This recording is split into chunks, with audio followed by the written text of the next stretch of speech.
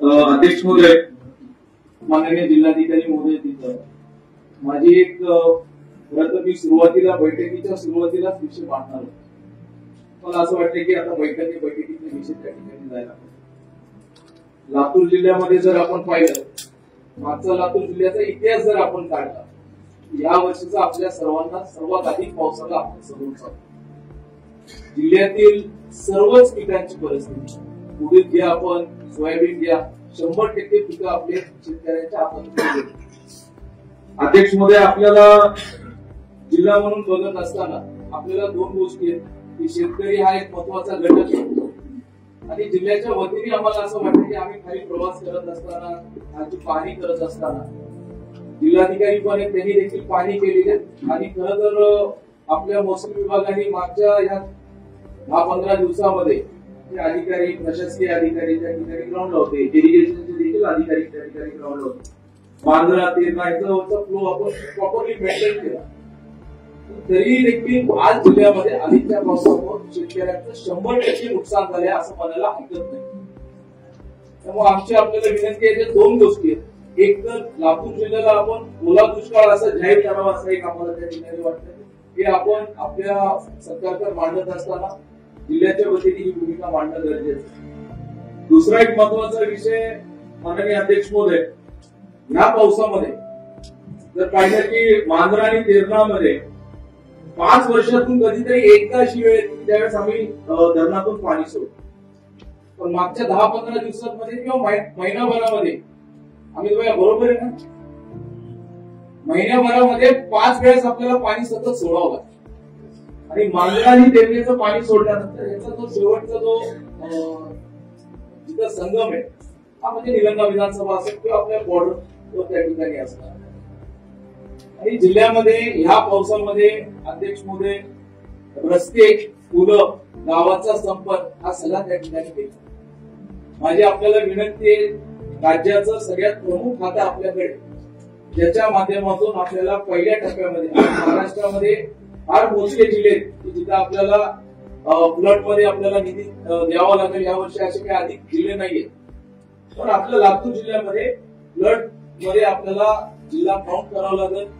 आधीचा जो प्रस्ताव घालून आपल्याकडे आलेला आहे त्या प्रस्तावाला अध्यक्ष मध्ये आपण त्याला परवानगी द्यावं लागेल. त्याला जे काही निधी उपलब्ध करून द्यायचा असेल, पुलांसाठी असेल, त्यासोबत रस्त्यांसाठी असेल, जे रस्ते आपल्या स्टेटकडे असतील त्याला आपण देणं गरजेचं आहे. पण हा गडचिरोलीमध्ये जसं माननीय मुख्यमंत्री मोदयांनी ज्या धर्तीवर गडचिरोलीमध्ये सर्व रस्त्यांना प्रायोरिटीवर निधी दिला, तसं त्यांनी पूर्ण स्टेटचा निधी तर आपल्याकडेच आहे अध्यक्ष महोदय. जो फ्लडचा जो निधी तो आपणच निर्णय करणार. त्यासोबत आपल्याला ग्रामीण रस्ते जे आहेत याच्यामध्ये जे आमचं सर्वात अधिक नुकसान जे झालेलं आहे, जिल्हा परिषदचे जे रस्ते असतील त्याच्यावरचे पुलं असतील, अनेक गाव आहेत. आम्ही खासदार साहेब बसलो होतो, त्यांचा मतदारसंघ आमचा एकच आहे. आपले असे 3-4 असे गाव आहेत की तिथं आता सध्याची अशी परिस्थिती आहे, गावाचा संपर्कच तुटलेला. तातडीने तिथं आपल्याला काही ना काही तिथं निर्णय करणं गरजेचं आहे. जसं आपण एफडीआरचा कार्यक्रम बांधकाम विभागाच्या माध्यमातून केला जातो, तसंच ग्राम विकासच्या माध्यमातून अध्यक्ष महोदय यापूर्वी देखील ग्राम विकासच्या माध्यमातून देखील फ्लडसाठी आपण कार्यक्रम घेतला होता आणि त्या कार्यक्रमामध्ये आपण रस्ते घेतले होते, पुलं घेतले होते. ग्रामविकास मंत्री देखील आपल्या जिल्ह्यातले म्हणजे आपल्या जिल्ह्यातले आहेत. आपण त्यांच्याकडनं लातूर जिल्ह्यासाठी खास बाब बनवतो. आम्हाला असं वाटतं की सर्वात पहिलं लातूर जिल्ह्यातील शाळेंसाठी जे गळती असलेले शाळेत फ्लडमध्ये तो देखील आपल्याला ग्रामविकास करणं, तो स्टेटकडनं निधी घेता येतो. आपल्या डीपीसी मधला जो निधी आहे तो आपल्याला पुरणार नाही. 3 कोटी रुपये आपल्याकडे असतात. 3 कोटीमध्ये तुम्ही शाळा कोणते घेणार आणि पुढे कोणत्या त्याला दुरुस्ती करणार आहे. जिल्ह्यालाच आपल्याला जवळपास 25 कोटी रुपये फक्त शाळा पोलीसाठी लागतील, मुलांसाठी लागतील. असं वाटतंय की आपण ग्राम विकास करणं, जसा आपला बांधकाम विभागाचा एक निधी असतो तसा आपण एक ग्राम विकास करणं पण एफडीआरचा एक निधी आपण त्या ठिकाणी मंजूर करून द्यावा असे आमची सर्वांच्या वतीने आपल्याकडे मागणी असेल. त्यासोबत अध्यक्ष महोदय, या 15 दिवसामध्ये नागपूर जिल्ह्याने ज्या गोष्टी पाहिल्या